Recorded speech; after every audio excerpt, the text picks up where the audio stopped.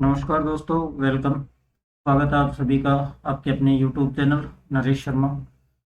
आप सभी से एक महत्वपूर्ण सूचना आज साझा करने के उद्देश्य से मैं यहाँ उपस्थित हुआ हूँ। एक तो ये था कि कुछ दिनों से रेगुलर अपनी क्लासेज नहीं चल रही थी। उसके पीछे कारण ये था कि अपने पास सेटअप की कमी थी। अभी कल से आपको अपनी एक तो रेगुलर क्लासेज लाइव क्लासेज देखने को मिलेगी। और दूसरी बात यह है कि संगणक भर्ती परीक्षा जो कि 3 मार्च 2024 को कंडक्ट हुई थी, उस भर्ती परीक्षा की आरएसएम एसएसबी बोर्ड के द्वारा आंसर की डिक्लेयर कर दी गई है। मुख्य बात यह है, मैं आपको बता देता हूँ, उसमें कुछ प्रश्नों के आंसर मैंने भी बताए थे। और क्योंकि जहाँ अपनी कोई बात होती है उन चीज़ों को लेकर अपन वो कर देते हैं। एक तो आहड़ का प्राचीन नाम इसमें ताम्रवर्ती माना है, ये ध्यान रखना है। आहड़ का प्राचीन नाम जो माना है वो ताम्रवर्ती आंसर माना है। तो इसका भी आपको थोड़ा ध्यान रखना है। जिनके अगर एक ही है तो उनका सही है। अभी हालांकि मेन आंसर की आनी बाकी है। जो कोई ऑब्जेक्शन भी लगाए या आंसर चेंज हो क्या हो वो आगे की बातें हैं। फिलहाल आंसर की जारी की गई है। दूसरी बात आपको मैं बता देता हूँ कि जो सेफ स्कोर है वो क्या रहने वाला है।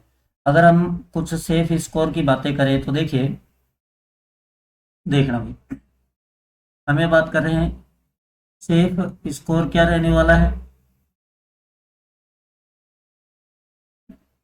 एक मिनट, अपन बात कर रहे थे सेफ स्कोर की। देखिएगा,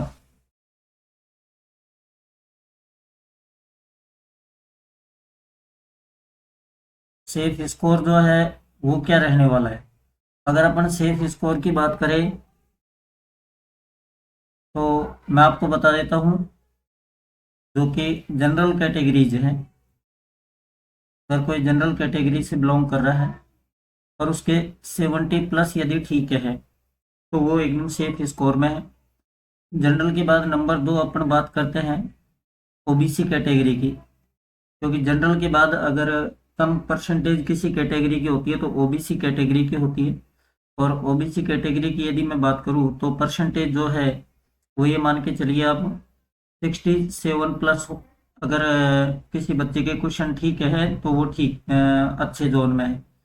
तीसरे नंबर पर अगर अपन बात करें ओबीसी के अलावा ईडब्ल्यूएस कैटेगरी में यदि हम बात करें तो 65 प्लस ठीक रहने वाले हैं। एक दो ऊपर नीचे हो सकते हैं।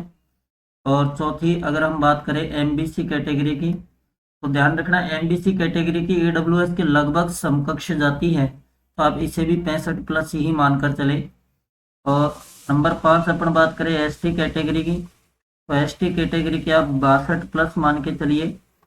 और लास्ट में हम बात करते हैं एक नंबर 6 पर एससी कैटेगरी की, तो एससी कैटेगरी की आप मान के चलिए 60 प्लस। कुल मिलाकर हम कह सकते हैं जो कट ऑफ का दायरा रहेगा, कट ऑफ का दायरा वो 60 टू 70 के लगभग रहने वाला है।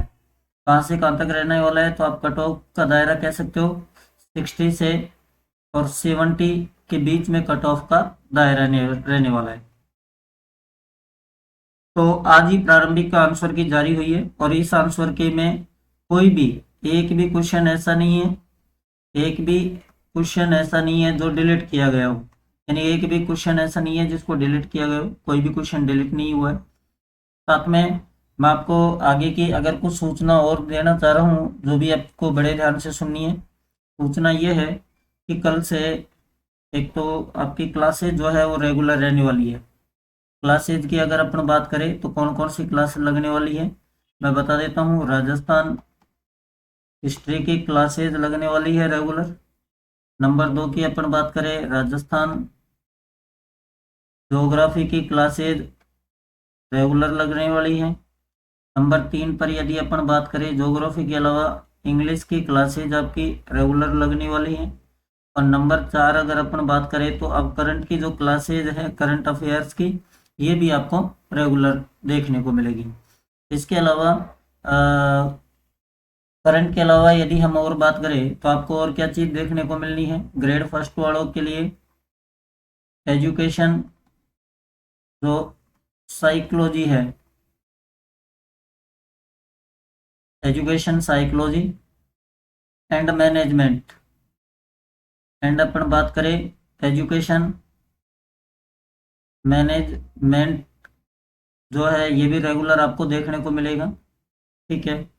इसके अलावा राजस्थान का पार्ट तो पूरा अपना चल ही रहा है और वो रेगुलर चलेगा। तो धन्यवाद साथियों, आपके लिए इन्फॉर्मेशन जो संगणक भर्ती परीक्षा को लेकर थी, कुछ कट ऑफ का अनुमान जो मैंने अपनी तरफ से बताया है। और आप अपने यूट्यूब चैनल नरेश शर्मा को सब्सक्राइब करें और आपको बेहतरीन कंटेंट के साथ नियमित अब क्लासेज मिलेगी। धन्यवाद।